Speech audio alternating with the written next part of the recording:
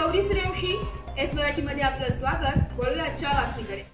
दरवर्षीप्रमाणे यंदाही दिंडोरी येथील नवसाला पावणारी विंध्यवासिनी देवीची नवरात्र उत्सवाची जोरदार तयारी करण्यात आली आहे। घटस्थापनेसाठी अवघे 3 दिवस उरले आहेत। नवरात्रोत्सव काळामध्ये विविध धार्मिक कार्यक्रमांचे आयोजन करण्यात येणार असल्याची माहिती पुरोहित योगेश जोशी यांनी दिली आहे। या मंदिर परिसरात स्वच्छता करण्यात आली असून मंदिरावर विद्युत रोषणाई देखील करण्यात आली आहे।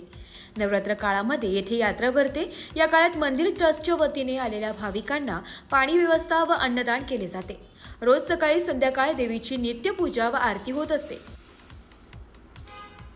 विंध्यवासिनी ही शक्ती, दीर्घायू, संतान, व्याधीनाश, ऐश्वर्य आणि आनंद याची देवी म्हणून विंध्यवासिनीची ओळख आहे।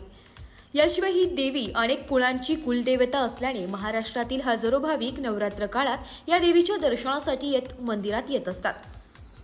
नमो देव्य महादेव्य शिवाय सततम नमः नमो प्रकृती भद्राय नेतम भरतास्पदम।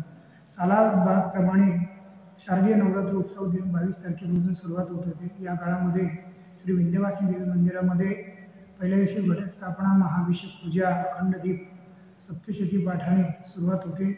9 दिवसांमध्ये देवीचा गोंधळ, 56 भोग, सहस्त्र फलार्चन, सव्वामणी भोग, नवचंडी होम, कुमारी पूजन, अनेक धार्मिक विधीने इथे कार्यक्रमात सुरुवात होते।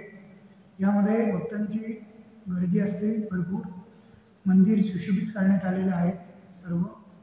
जय हो मां विंध्यवासिनी। एस मराठी न्यूज साठी तालुका प्रतिनिधी बापू चव्हाण, दिंडोरी। अशाच नवीन ताज्या घडामोडी जाणून घेण्यासाठी आमच्या एस मराठी न्यूज चॅनलला लाईक करा, शेअर करा, सबस्क्राइब करा आणि बेल आयकॉनला क्लिक करायला विसरू नका।